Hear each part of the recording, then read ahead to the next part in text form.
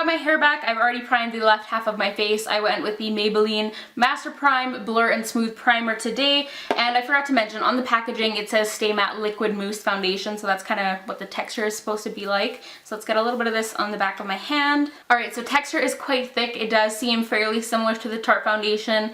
A little bit moussier though. It looks like a little bit more whipped kind of. Definitely very thick. It's not like moving around or anything on my hand. So let's just start applying this.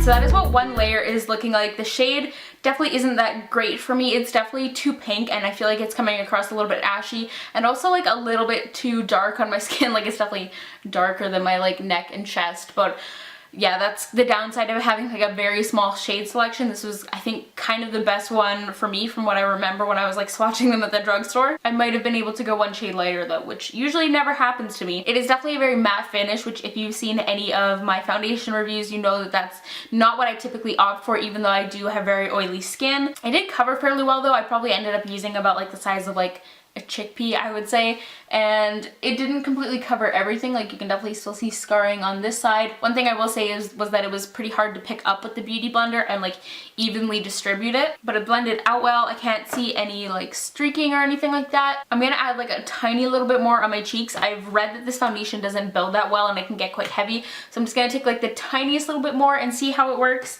just to kind of see if I can build up that coverage a little bit more.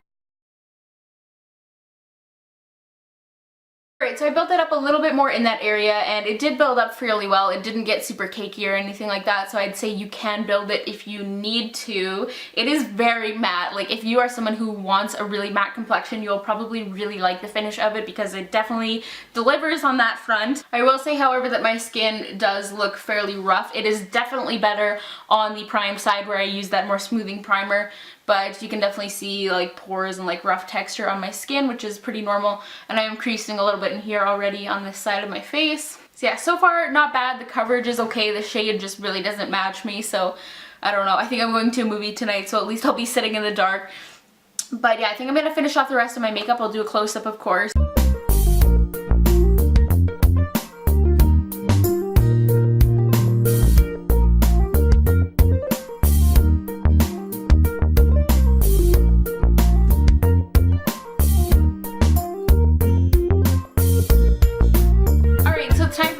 Check-in. It is almost 5:30, so I've had this foundation on for about 4.5 hours. Don't really have any complaints so far. I think it's looking pretty good. I obviously added quite a bit of highlight to give it a bit more of a glow and some more life to it, but I think it looks okay. I think the shade's a little bit better now that I finished off the rest of my face makeup, but it's still not perfect.